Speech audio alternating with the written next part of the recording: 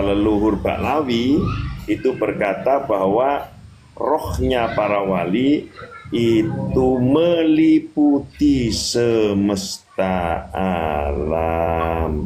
Begitu. Waduh, mantap ini.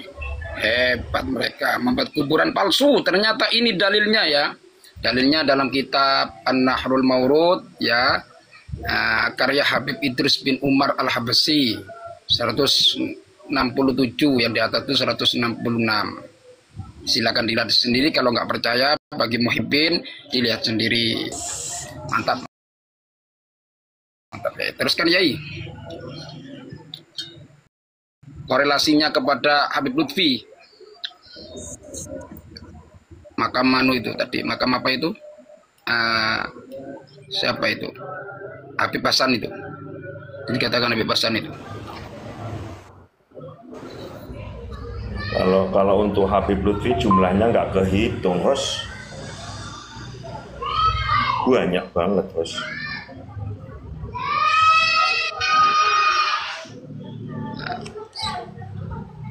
Jadi mereka ya kan, mereka itu membuat makam palsu bukan karena tidak ada dasar, tapi malah suatu anjuran dari ulama-ulama mereka, sayyid-sayyid mereka ya, gitu ya kan. Jadi mereka itu semua itu perbuatannya seperti itu, membuat makam atau jiplakan ya, artinya makam palsu yang seperti yang asli gitu loh. Jadi ketika nanti ini diterapkan oleh masyarakat kita di sini, kita tidak mampu untuk ziarah ke makamnya Kanjeng Sunan Ampel, ya. Misalnya warga Nusantara ini nggak mampu. Kalau semua nanti membuat seperti makam Kanjeng Sunan Ampel pada masa ya 50 tahun ke depan, ini akan menjadi suatu yang sengketa dalam masalah sejarah nantinya. Ini yang asli, ini yang asli seperti itu akhirnya. Ini adalah perbuatan yang tidak pantas untuk dilakukan, gitu loh. Karena akan mengakibatkan rusaknya sejarah. Ini mereka, ini perbuatan mereka ini. Ini atas dasar ini kitab ini loh. Nah, silakan lanjut. Mungkin ada yang mau melanjutkan Kimuko, silakan. Saya tunjukkan data lagi ya. Kenapa data ini kok sesuai? Nah, kita ngaji aja biar enak. Boleh saya bertanya?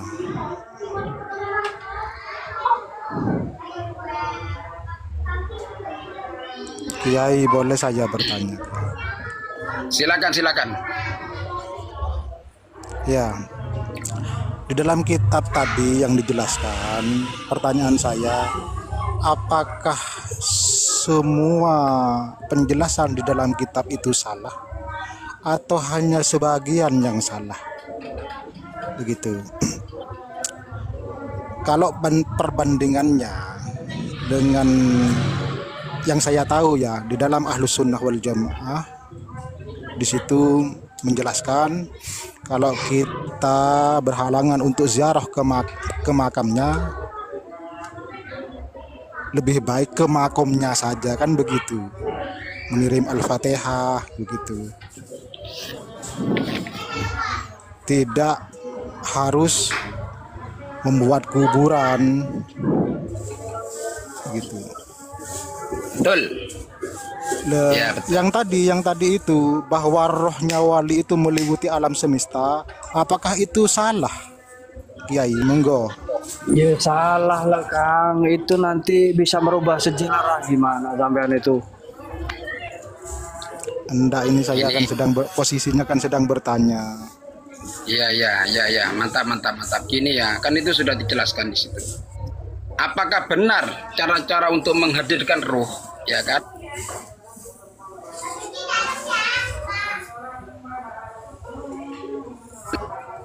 Gitu loh. Dan di sini sudah dijelaskan ya.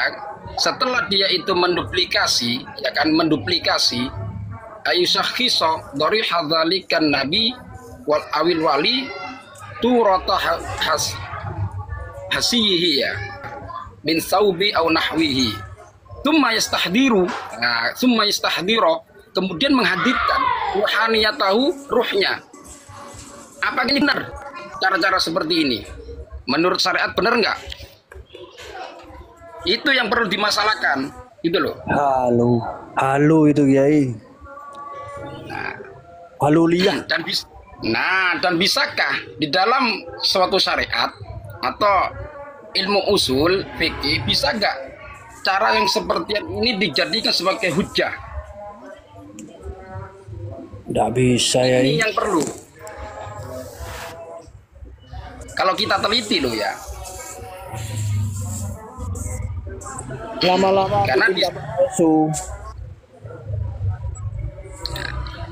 di sini sudah dijelaskan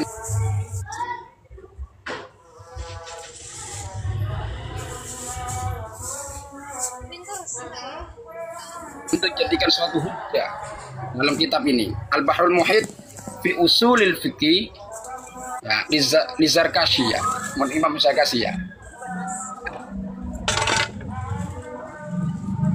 Ini isi kitabnya.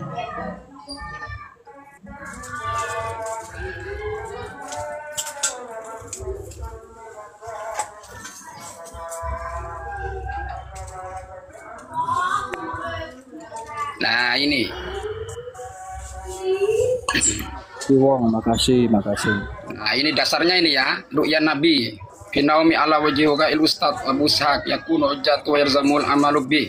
Waqad sabaq fi mazidu bayani fi sadil kitab was sahihu annal manama la yusabbitu hukman syar'iyan wala bayyinatan.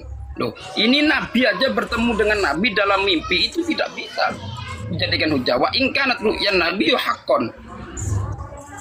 Apalagi menghadirkan, apakah itu benar bisa dia itu menghadirkan roh para nabi? Nah, di sini jelas bahwanya yang benar bahwanya orang yang bermimpi sama halnya menghadirkan roh itu, ya kan? Kiasannya seperti itu karena sama-sama tidak mungkin, gitu loh. Dan sama-sama dalam keadaan terhalang suatu yang gaib kan gitu. Laisa bidu hukman syar'iyan, sama-sama gaibnya ini tidak bisa ditetapkan sebagai hukum syariah wala bayyinatan dan sebagai hujjah. Ini dalilnya, penolakannya. Gitu loh. Itu loh Bang Syam debater. Jadi menurut saya kitab itu keseluruhan adalah salah.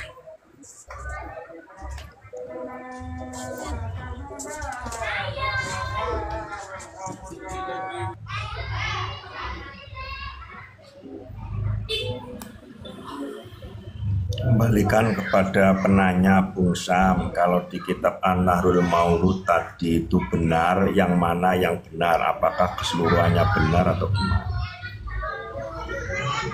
Bapak. Nah, monggo Bang Sam, silakan.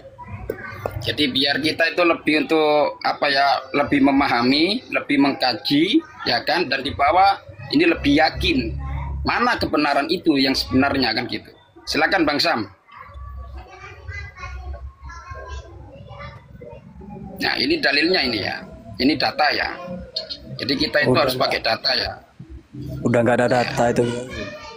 Enggak, ini Bang Sam ini dari kita ini ya. Karena kemarin itu saya lihat, saya mau naik tidak bisa ke tempatnya siapa itu. Ketika santri dengan Bang Sam itu adalah diskusi dengan Ki Abdul Fatah tentang masalah mi'raj itu.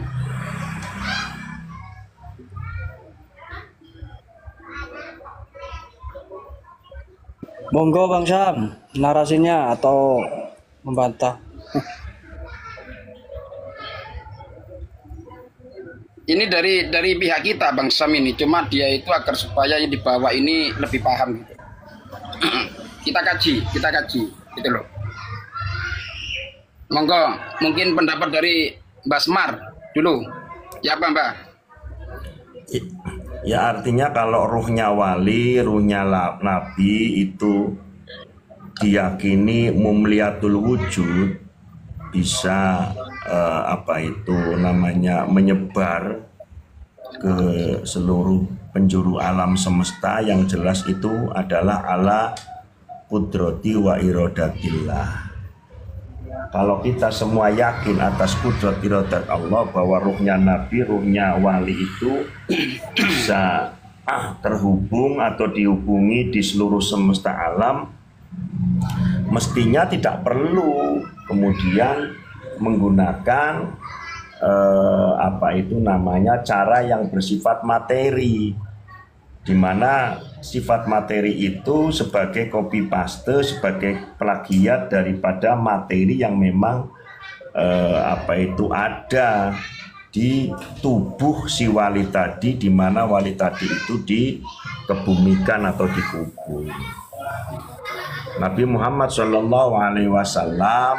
sampai dengan hari ini tidak ada satupun ulama ataupun sejarawan dari internal maupun yang eksternal yang menyatakan bahwa Nabi Muhammad tidak dikubur di sebelah pengimaman Masjid Nabawi. Semua sepakat bahwa Nabi Muhammad makomnya, kuburannya ada di sebelah samping kiri daripada Raudhah Masjid Nabawi. Oleh karena itu akan menjadi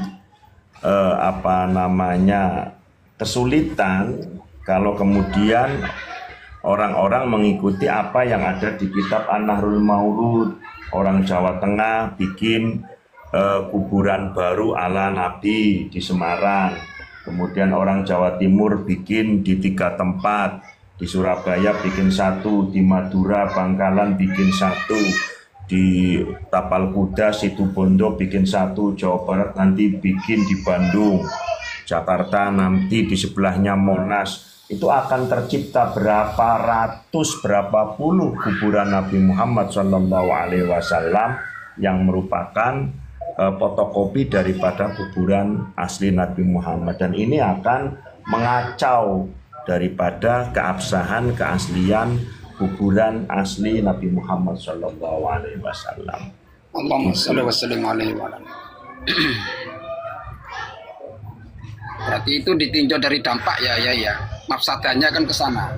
Jadi ketika ditinjau dari mafsadanya itu lebih besar daripada maslahannya, karena akan terjadi pergeseran, timbang tindih daripada sejarah nantinya. Ini yang asli, satu bilang ini yang asli, ini yang asli. Nah, sebagaimana makam Ahmad bin Isa yang ada di Usisah, ya kan? Di situ, karena dia tidak menunjukkan suatu redaksi yang sesuai, ya, sesuai dengan adanya catatan atau sejarah ataupun bentuk daripada peninggalan mereka, sehingga dia itu hanya bisa menghadirkan ruhnya. Ini ada kitabnya juga itu.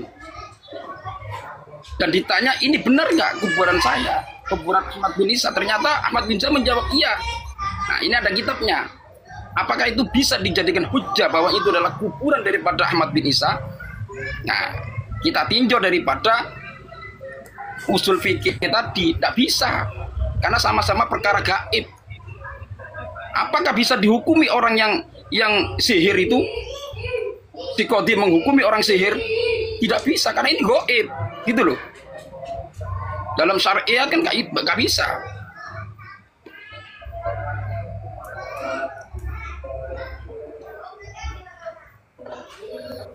Di situ letaknya, gitu loh. Kalau kita mengembalikan kepada syariat atau menjadikan itu sebagai hujjah, ya. Silakan Bang Sam, mungkin mau diperjelas lagi atau mungkin mau ditambah atau bagaimana, biar kawan-kawan ini pada paham di bawah.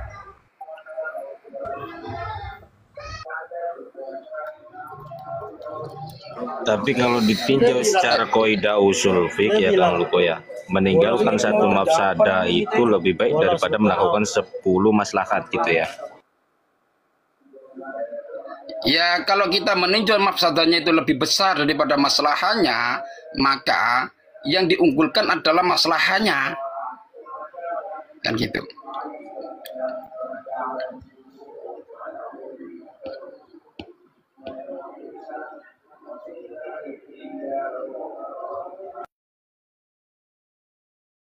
Dalam kitab ini ya. jelas ini. Nah, kitab Majmu' Mawaid wa Kalamil Habib Ahmad bin Umar bin Semet. Ya, ini juga jelas ini tentang penetapan daripada penetapan makam Ahmad bin Isa dengan cara menghadirkan ruh. Ini kan sama-sama gaib ini. Sama dengan halnya ketika kita itu menghukumi psikotik, menghukumi orang yang menyantet, ini tidak bisa. Karena ini gaib, perkara gaib. Apakah itu benar kalau menyantet? Karena nggak ada bukti, gitu loh.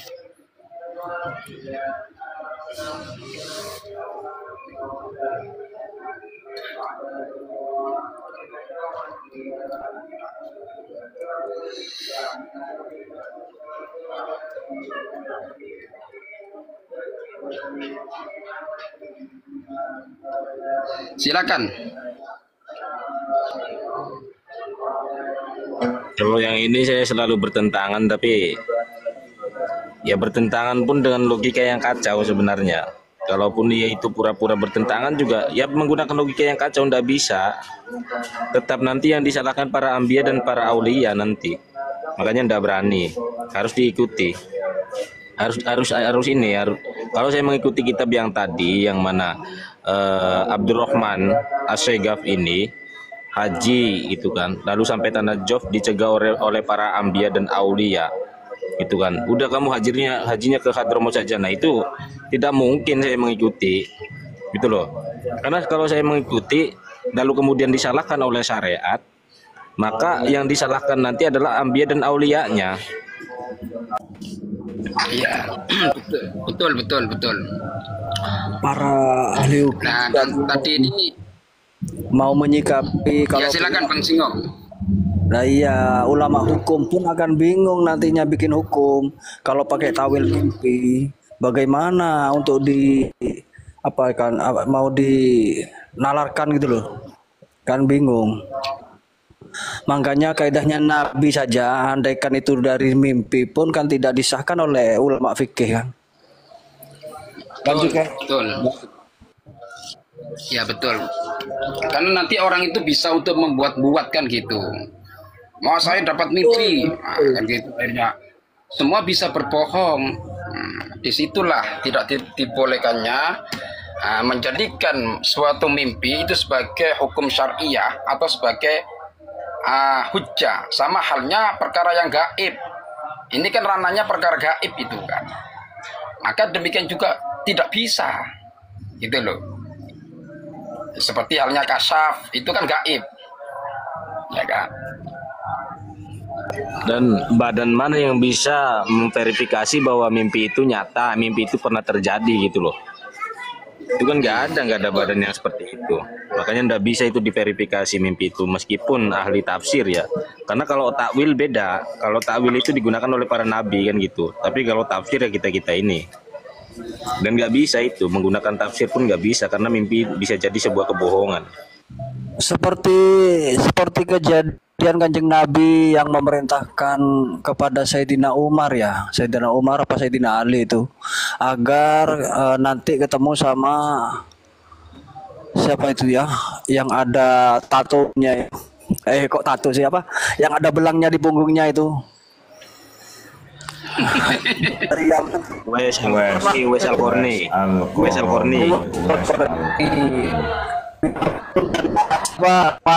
Nah, Umar di situ kan di gampangan, artinya mencari bukti. Apakah benar kamu wasal Qarni? Ya, apakah ada kamu tanda di? Ya betul. Itu kan tidaknya. Barang siapa yang membawa nama Nabi harus diklarifikasi seperti yang dilakukan oleh Sayyidina Umar dan Sayyidina Ali. Lanjut ya.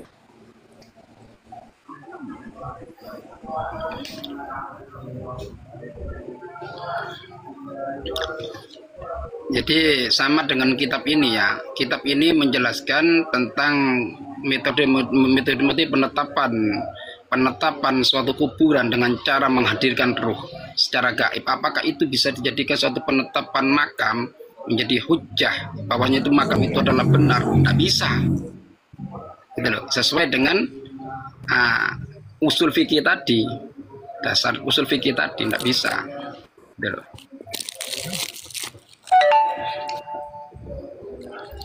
Dikarenakan apa? Karena orang yang bertindak di dalam segi hal apa mimpi, sesuatu yang gaib, ya kan, tidak bisa untuk dijadikan suatu penanggung atau periwayatan.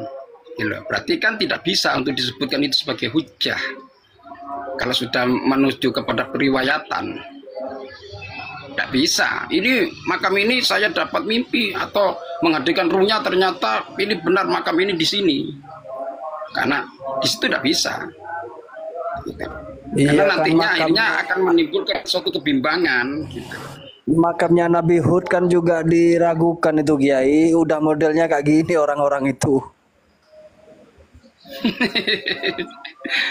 Makanya saya kemarin ini tidak bisa naik.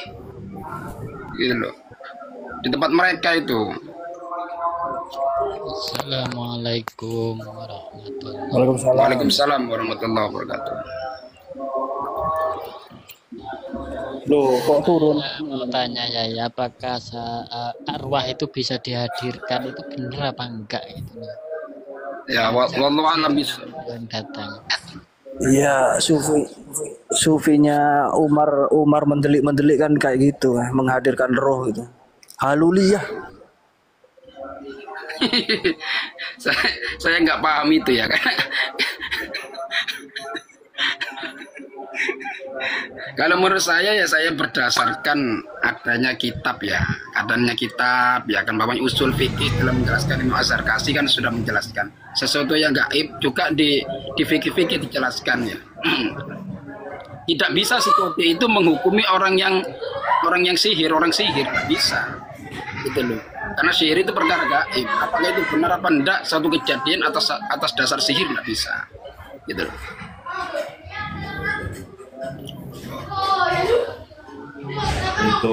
Itu apa sampaikan sama tabib-tabib yang leluhurnya katanya bisa menghadirkan ruh, itu disuruh menghadirkan silsilah kitab sezamannya aja, datanya suruh dihadirkan. Iya benar. Kan pakai mukodam itu sama bala. Gimana ceritanya? Ini sakron juga itu sudah hadir itu. Sakron.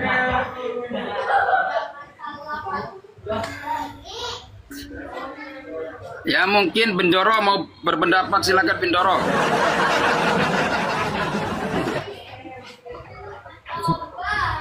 Assalamualaikum. Waalaikumsalam warahmatullahi wabarakatuh. Belum ada ida, lanjut aja. Belum ada ida, lanjut aja. Himak. Ya mungkin Rama Mas. Bindoro kok suaranya kok nggak enak ya?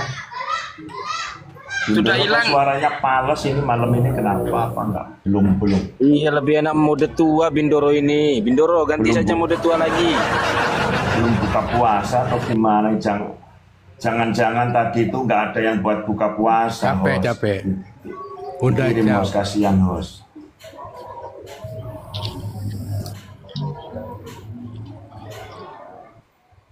Tadi buka puasa makan apa Bindoro? Lihat yang real. Bindoro tadi bukan puasa makan apa? Udah, jangan bahas itu. Makan penggorengan dia, makan penggorengan. Makanya suaranya berubah.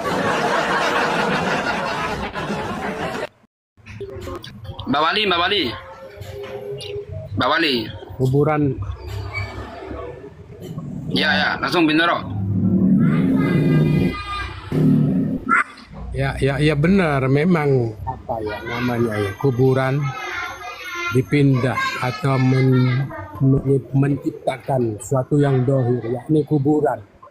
Yang memang di dalam syariat itu, kuburan itu tidak kita temukan bentuk unsur apa namanya ya,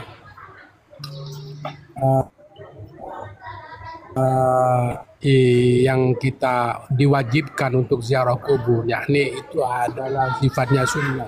Ketika hal itu kita niatkan untuk menghadiri kuburan, yakni kuburan palsu yang diciptakan atas dasar halusinasi, maka poin untuk menziarahi kuburan tersebut tidak dapat begitu. ya kan, itu adalah hukumnya sunnah. Ziarah kubur hukumnya sunnah. Tetapi kalau kita mengziarahi kubur yang memang di dalamnya tidak ada yang bersangkutan, yakni kuburan orang tersebut, kita tidak begitu, tidak penuh nah tersebut, maka menurut saya ya itu bisa kita lakukan untuk menciptakan kuburan, memalsukan kuburan tersebut begitu. Dalam hal ini bertawassul atau kita mengirim Fatihah kepada orang-orang yang soleh tanpa kita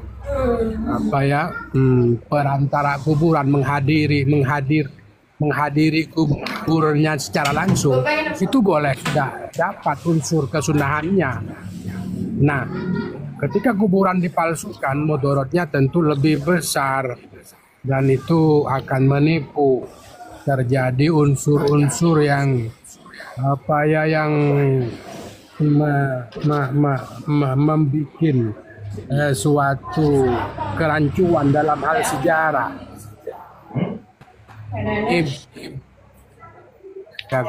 Unsur besar, maka itu tidak boleh dan tidak dibenarkan menurut saya. Sudah.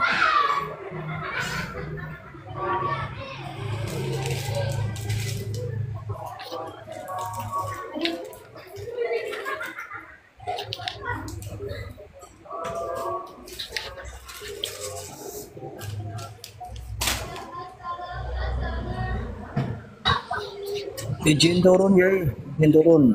Sinyal kurang. Oh iya, terima kasih Bang. Iya sih, sinyalnya juga kurang bagus ini juga. Sinyalnya sedang lagi dihack sama. Turunkan Ji.